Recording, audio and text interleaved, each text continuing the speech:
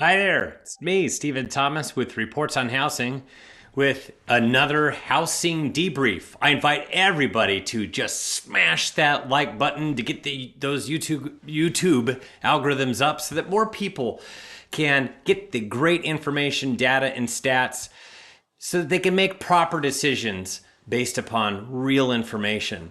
And this week we're going into buying now is the right move. And so what's gone on is in 2022 we saw interest rates totally spike. And it was at an unprecedented rate that we've not seen anything like that.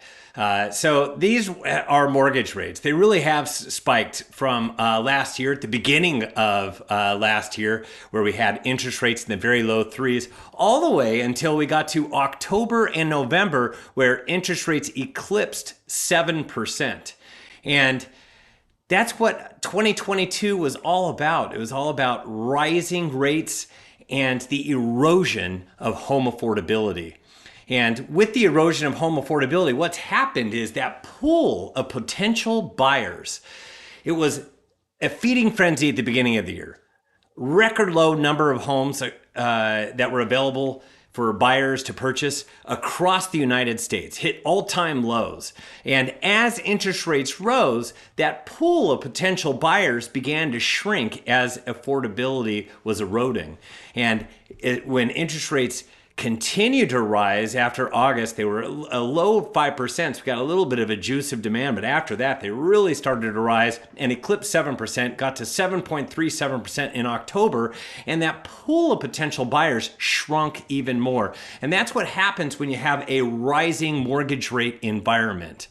And you can see here that Southern California demand has gone from where it peaked in 2022. That was the March peak. And if you look at that peak, it looks like an okay peak, but it's actually the lowest peak. And it typically, we don't reach a peak in March. It's April to May that during the spring market that all the markets typically hit a peak in the number of pending sales activity. And that's because a lot of people want to move over the summer, but you have to place it into pending status during the springtime. And that's why it peaks typically in spring. But a March peak is way earlier than normal. And a matter of fact, this peak that we had last year rivals the peak that we saw all the way back in 2014. And even 2014, that was when we had a rising rate environment as well, from the end of 2013 to the start of 2014. And yet the peak in 2022 was still slightly less than the 2014 peak. And you could see what happened after that. After that, demand really started to go down because that was the peak in March. And after that, we got this continuing slump in demand until we got to the end of 2022 with that's where there was this really low level. And you could see that low level was unprecedented.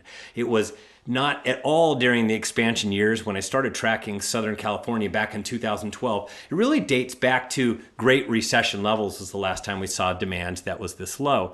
But since then, what we've had is we've actually seen demand rising.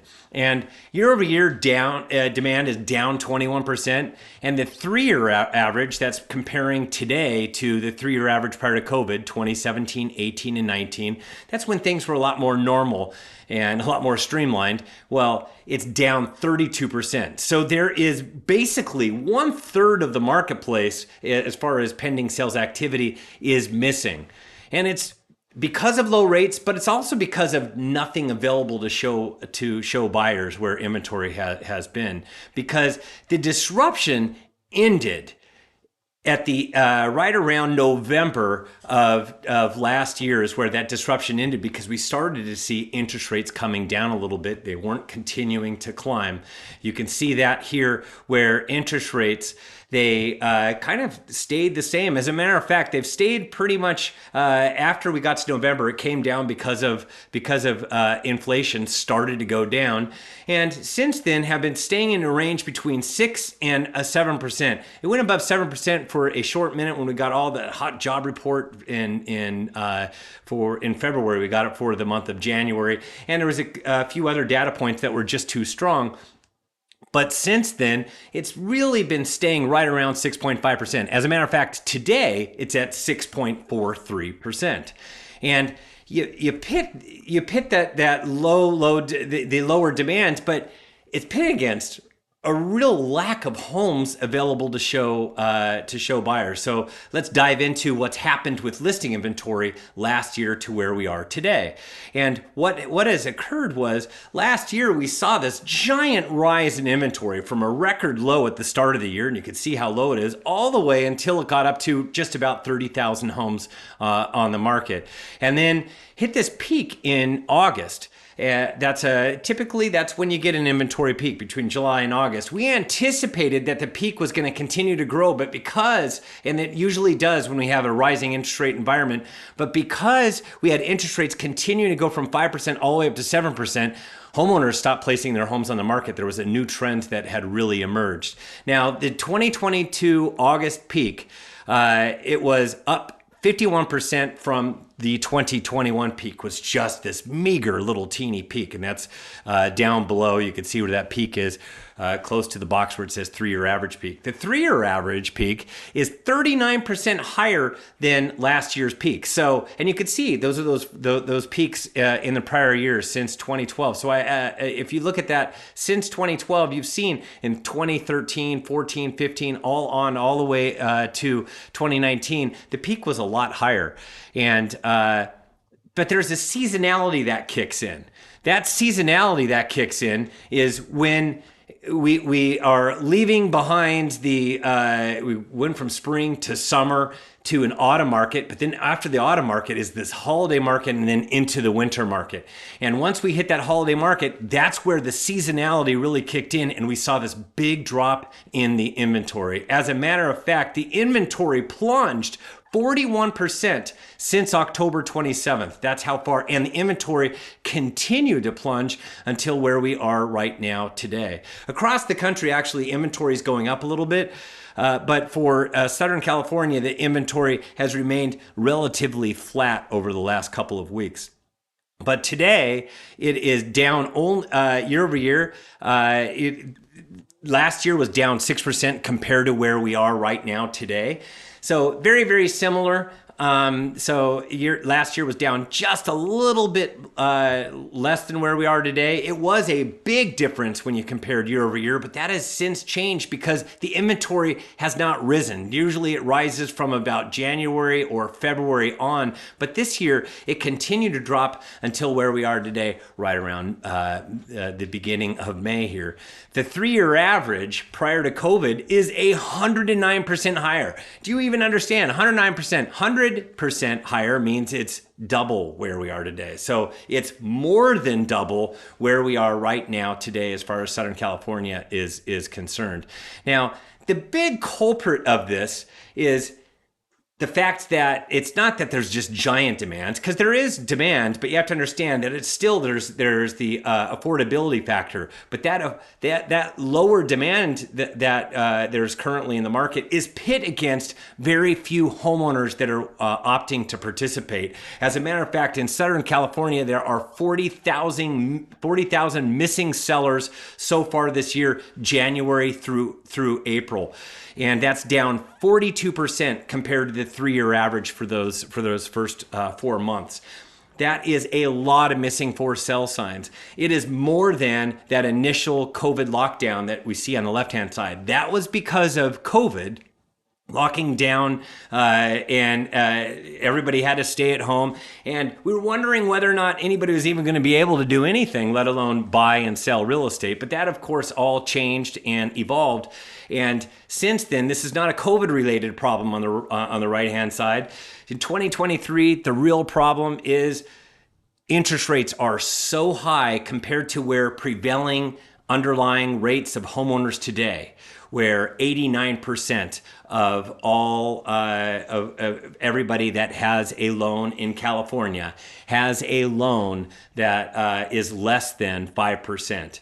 And it's even 29% have a loan less than 3%. So there's a lot of people that are just opting to stay because they're enjoying their low rate and they don't want to really mess with purchasing something else and having a higher rate. So there's 40,000 missing sellers as a result.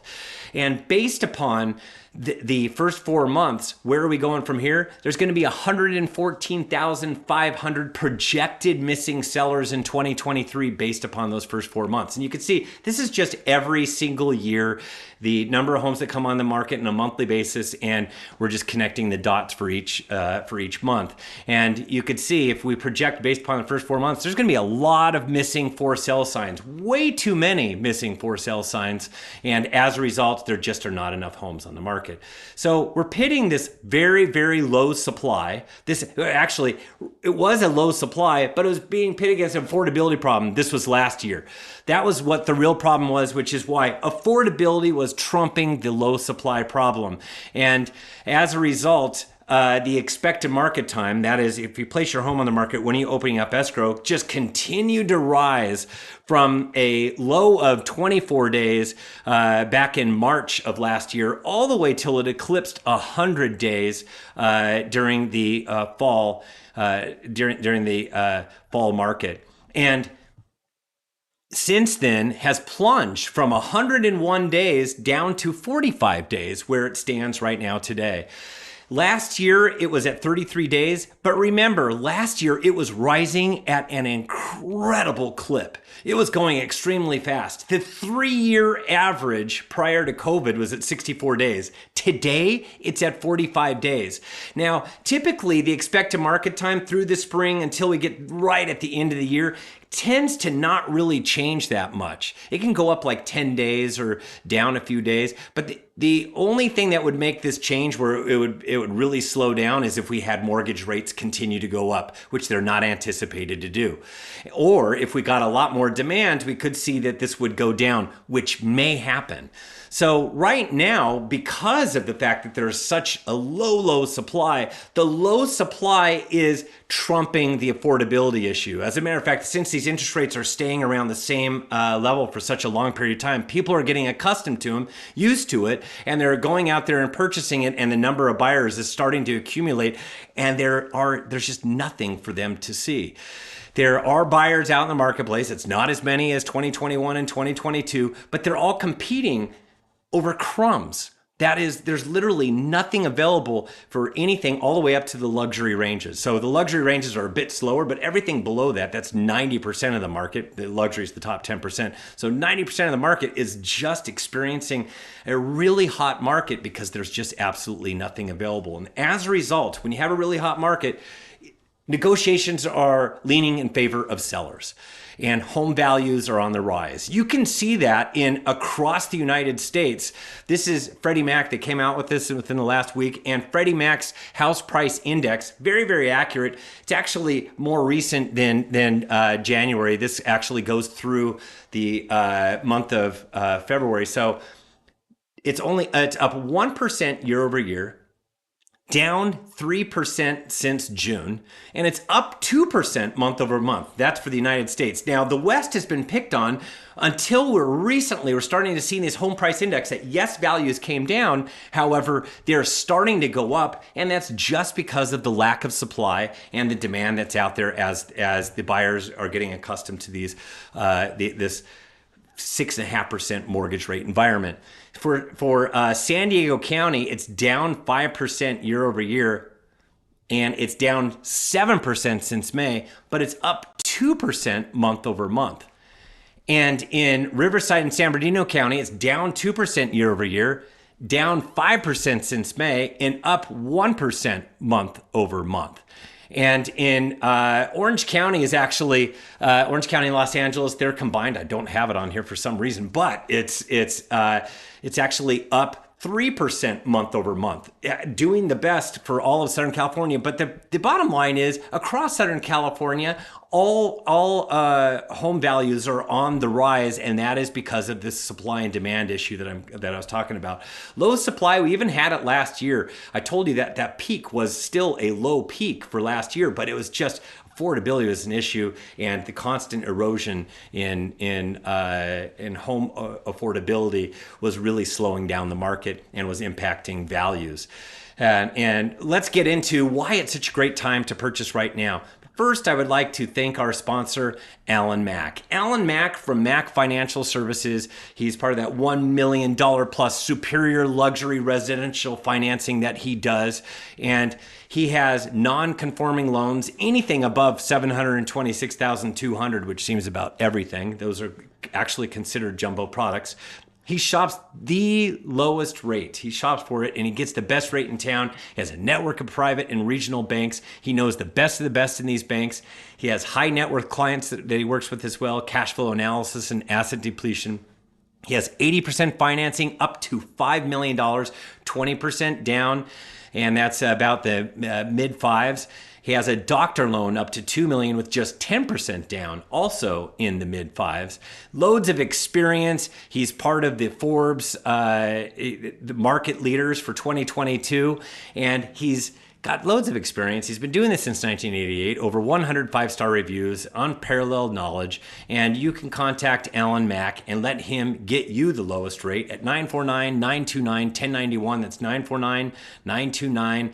1091. Thanks, Alan, for your continued support. But let's get back to why right now is a good time to buy. And you can see it here that Fannie Mae has this mortgage rate projection that came out last month in April. And for the first quarter, we had the average rate of 6.4%. In 2023, they're anticipating that rates will actually come down a little bit more to 6.1%. And in the third quarter of 2023, down to 5.9%. And the fourth quarter, down to 5.7%. So is this going to be absolutely accurate? Probably not. But the bottom line is most economists agree that as the economy slows and if we go into recession, definitely, what happens is rates continue to fall. And that's kind of the direction that it's headed right now. And as mortgage interest rates fall, demand will rise. Demand will rise first before homeowners come on the market. And you can already see it in the lines of people at open houses, but these lines will get even longer. We have bidding wars that are taking place where there's multiple offers with the highest bidder getting it. And ultimately, that's what's pushing these numbers of sales above the asking price. So there's a lot of closed sales that are above the asking price for the properties, and there's more and more of those happening. We're tracking that as well. The falling rates impact, and the reason for this is because when rates fall, there is an absolute impact on affordability. Let's just show you the $750,000 with 20% down payment. At 7%, we're at $3,992. Today, we're at $3,792, saving $200 per month. But you can see, as it makes its way down to 6% to 5.5%, you're looking at now $3,407 per month. And that is a significant savings from where it was at $3,992 per month on a monthly basis. And you annualize that, it's a significant savings. And what happens is more and more buyers will come into the marketplace because now they can afford to purchase. And you can see this, that as the impact on affordability is if you want a $4,000 per month monthly mortgage, just principal and interest, at 20% down, you are looking at a $751,000 house at 7%. It drops down to $791,000. It increases up to $791,000 house today. And when interest rates drop down to 6%, you're looking at an $833,000 house. And then when interest rates go down to 5.5%, you're looking at an $880,000 house. So what happens is buying power increases as interest rates drop. And so that will entice a lot of people to purchase. they're going to come first. And as rates continue to go down, it's going to invite more homeowners that have been waiting on the sideline for rates to come down a little bit. It will bridge the gap from where their prevailing underlying fixed rate is to where rates will be at down the future. That will bridge that gap. That will invite more homeowners to place their homes on the market. But that will, first, we're going to get more demand before we get more inventory. It takes a little bit longer to come to market. You have to meet with various brokers, as well as you got to get your house ready to sell. So that takes time, and it's not instantaneous. But when interest rates drop, that's a little bit more instantaneous, where buyers start entering the marketplace a little bit faster. So now really is a good time for buyers to get in, because the longer they wait, the more demand that they're going to that there's going to be in the marketplace. And with more demand, it's more competition, and there will be more homes that come on the market, but it will be easily absorbed by the increase in demand. So that is why we're talking about right now being a good time to purchase, because down the road, I don't foresee it getting worse. I actually see it getting better for buyers, as well as the inventory problem that we have, this lack of homes on the market, is going to be around for a while. It's not going to fix itself overnight. So if you want a copy of this report, I invite you to subscribe to the Housing Report. You go to reportsonhousing.com. You will get the most recent one called Constrained 2023 Inventory. I've done it for all 5 Southern California counties. And you go to reportsonhousing.com and click on the coupon code NOW. And if you utilize NOW, you'll get a free month. So please subscribe to the Housing Report. Go to reportsonhousing.com. I appreciate you tuning in to yet another Housing Debrief. I hope you have a great finish to your week, and we will see you next week.